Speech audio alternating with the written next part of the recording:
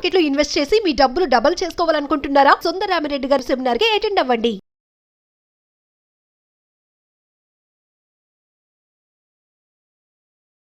నమస్తే, welcome to Suman T. Present మనతో పాటు ఉన్నారు సర్టిఫైడ్ వెల్త్ మేనేజర్ సుందరరామిరెడ్డి గారు. నమస్తే సార్. నమస్తే అండి.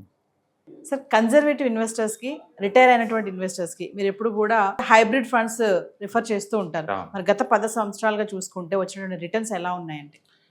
బేసికల్గా ఎవరైనా కన్జర్వేటివ్ అంటే మార్కెట్ వాలిటిలిటీని తట్టుకోలేని వాళ్ళు అనమాట. వాళ్ళకి కానీ లేకపోతే రిటైర్మెంట్ అయిన వాళ్ళకి కానీ ఆ టైంలో ఏంటంటే వెల్త్ క్రియేషన్ చేసే స్టేజ్ కాదు, వెల్త్ని కన్జంప్షన్ చేసే ఏజ్ అనమాట అది. అందుకని ఆ టైంలో వెల్త్ క్రియేషన్ గురించి మర్చిపోయి ఉన్న వెల్త్ని ఎలా క్యాష్ ఫ్లోగా మార్చుకోవాలా, మిగతా 30 ఇయర్స్కి ఆ మనీని ఎలా డిస్ట్రిబ్యూట్ చేసుకోవాలో క్లారిటీ ఉండాలన్నమాట. అందుకని ఆ టైంలో హైబ్రిడే బాగుంటుంది.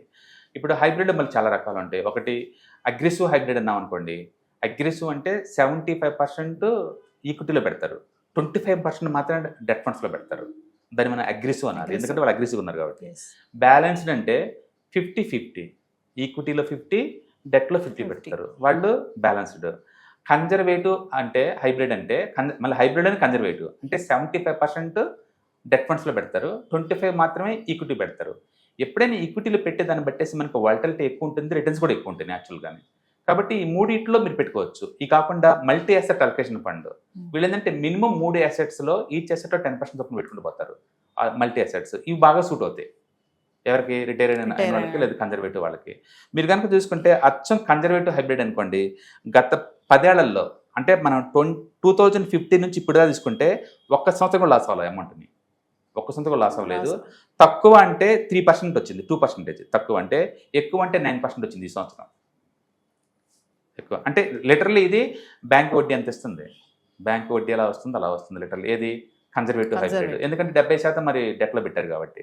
అదే నీకు బ్యాలెన్స్ అడ్వాంటేజ్ అనుకోండి, బ్యాలెన్స్ అడ్వాంటేజ్ ఫండ్ తక్కువ అంటే 1% వచ్చింది, ఎక్కువ అంటే 12% వచ్చింది ఈ సంవత్సరం.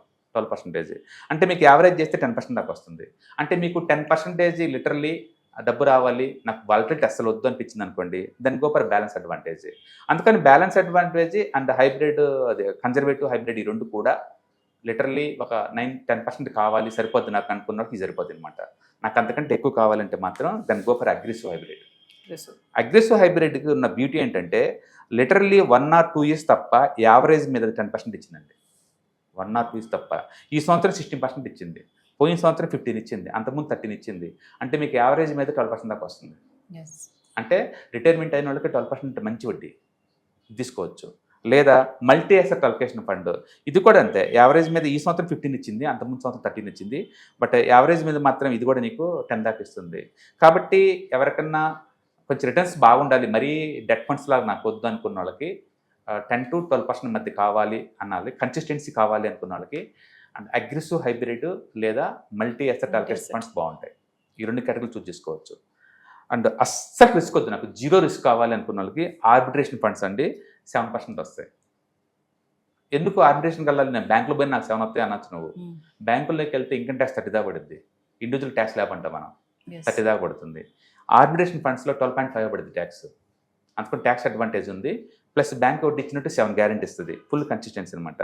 తర్వాత ఈక్విటీ సేవింగ్ ఫండ్స్ ఉంటాయండి, ఇవి కూడా యావరేజ్ మీద నీకు 8-9% దాకా వస్తాయి అనమాట. ఇవి సూటబుల్గా ఉంటాయి ఎవరికి? రిటైర్మెంట్ అయిన వాళ్ళకి అండ్ కన్జర్వేటివ్ వాళ్ళకి జరిపోద్ది. అండ్ నేనైతే కొంచెం రిస్క్ రిటర్న్స్ బాగా బ్యాలెన్స్గా ఉండేదంటే దాని గో ఫర్ అగ్రెసివ్ హైబ్రిడ్ కానీ లేకపోతే మల్టీ అసెట్ అలొకేషన్ ఫండ్స్ కానీ అయితే బాగుంటాయి.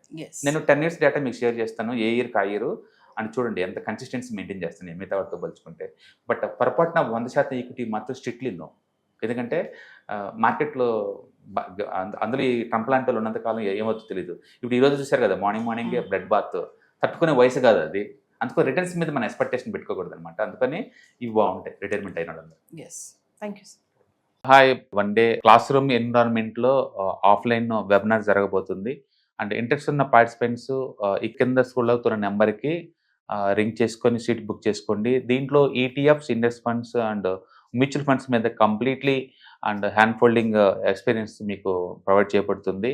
దీని ద్వారా ఏంటంటే మనం అసెట్స్ని స్టాక్ మార్కెట్లో ఎలా మేనేజ్ చేసుకోవాలి, ఎలా గ్రో చేసుకోవాలి, ఎలా ప్రొటెక్ట్ చేసుకోవాలో అంటే ప్రాక్టికల్గా నేర్చుకుంటారు. కాబట్టి ఇంట్రెస్ట్ ఉన్న పార్టిసిపెంట్స్ కింద స్క్రోల్ అవుతున్న నెంబర్కి పింగ్ చేసి సీటు రిజర్వ్ చేసుకోండి. Thank you.